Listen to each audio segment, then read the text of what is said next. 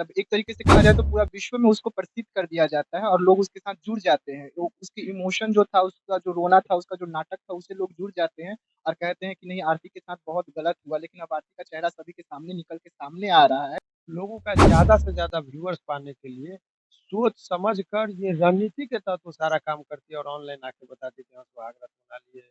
बस उसका प्यार 4 महीने का होता है, 4 महीने के अंदर ही आरती का और छोटू का प्यार खत्म हो जाता है और मोनू से लव स्टोरी शुरू हो जाता है।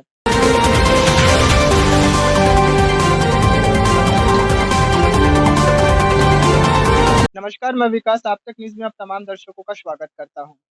आप लोगों ने सभी ने अररिया का सुना होगा छोटू आरती का। छोटू आरती का जो लव स्टोरी था, उसमें कहीं न कहीं एक दरार आता है और आरती मोनू से शादी कर लेती है। बस उसका प्यार 4 महीने का होता है, 4 महीने के अंदर ही आरती का और छोटू का प्यार खत्म हो जाता है और मोनू से लव स्टोरी शुरू हो जाता है। ये लव स्टोरी लोग कुछ दिन तो देखते हैं, लेकिन अब लोग आरती का असली चेहरा समझ गए हैं और कहीं न कहीं आरती और छोटू का जो लव स्टोरी था, उससे लोग दूर जा रहे हैं और आरती को अब ट्रोल कर रहे हैं। और वो भी ट्रोल इसलिए कर रहे हैं क्योंकि आरती का जो एक भद्दा चेहरा और गंदा चेहरा था, वो समाज के सामने चला आया है। आरती का जो छोटा भाई था, वो बेल मिल चुका है और वो इस वक़्त जेल से बाहर है।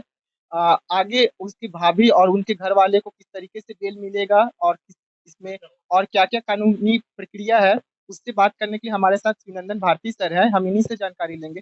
सर, जिस तरीके से आरती का जो अब चेहरा लोगों के सामने चला आया, जो ओरिजिनल चेहरा था उसका, तो उसके बाद अब और क्या रास्ता बचे हैं आरती के देखिए, पास? ऐसा है कि आरती के प्रति शुरुआत में लोगों की सिंपैथी संवेदना कुछ सड़क छाप आशिकों का रहा था। उनको लगा था कि बहुत ऐतिहासिक काम किया। परंतु समय के साथ-साथ एक एक ऐसा ये आया कि उसका असली चेहरा लोगों के सामने आया और उसके बाद लोगों का उसके प्रति जो मोह था वो भंग हो चुका है। और अब ऐसी परिस्थिति में जो कुछ बहुत लोग हमारे तरफ भी ये इशारा में करते हैं, उम्मीद एक लोगों की है कि कितना जल्दी अब निर्दोष लोगों को निकाला जाए जेल से। उसमें मुझे अनेकों लोगों का मैसेज भी मिलता है कि सर आप जल्दी से जल्दी पहल कीजिए। और कोर्ट तो जानते हैं कि कोर्ट के लिए हमारे और आपके बीच में चर्चा का विषय हो सकता है। कोर्ट के लिए कोई स्पेशल नहीं होता, सभी इक्वली होते हैं, समान नज़रों से देखा जाता है, यहाँ भेदभाव नहीं होता है। कोर्ट के नज़र में कोई स्पेशल केस नहीं होता है। तो कोर्ट की जो एक पैटर्न है उसके तहत ये चल रही थी मामला। अब ऐसे पर मैं आपको बता दें जानकारी कि केस लिस्टेड है। इस सप्ताह में नहीं तो नेक्स्ट वीक में उस पर सुनवाई होनी है और प्रथम सुनवाई में जो है तो देखिए क्या होता है और न्यायालय से उम्मीद रखिए क्योंकि बहुत सभी लोग निर्दोष हैं इसमें।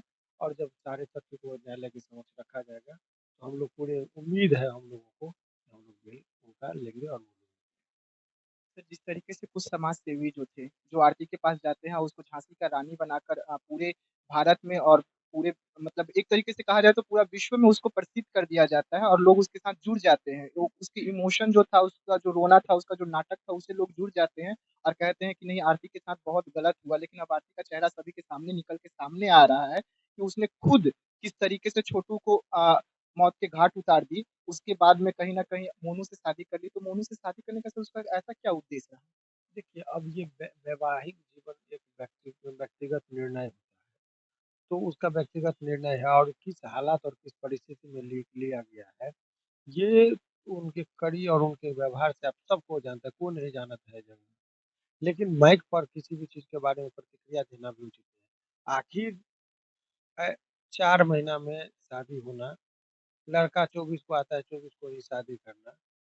तो हम लोग के मिथिलांचल में कहावत है कि हर बड़ी ब्याह कनपट्टी सिंदूर। तो आखिर क्या ऐसी नौबत थी, क्या ऐसी मजबूरी थी कि एवरीबॉडी नोज़ अबाउट इट, ठीक है? लेकिन इस पर हम यदि कोई प्रतिक्रिया दें, तो ये ओछी हरकत होगी किसी किसी के व्यक्तिगत जीवन पर। सब जान रहे हैं कि क्यों शादी हुई, क्या क्या ऐसे हालात थे। और शादी के बाद हनीमून पर जाना, शादी के बाद उसको ऑन कैमरा आके कि हाँ, उसी दिन हमने हनीमून मना लिया। ये सब जो है सो एक ओछीपन वाली ये स्टेटमेंट होती है। आदमी का व्यक्तिगत जीवन का एक्सपोज़ इस कदर ऑन कैमरा नहीं होना चाहिए। बंद कमरे और सुहागरात की बात या कुछ पति-पत्नी के बीच में जो संबंध होते हैं, उनको वो महक पर लाते हैं। उसके पीछे मंसूबा ये है कि उनका व्यूअर्स बटोरने के लिए चूँकि वो यूट्यूब पर अपना चैनल बना चुकी है।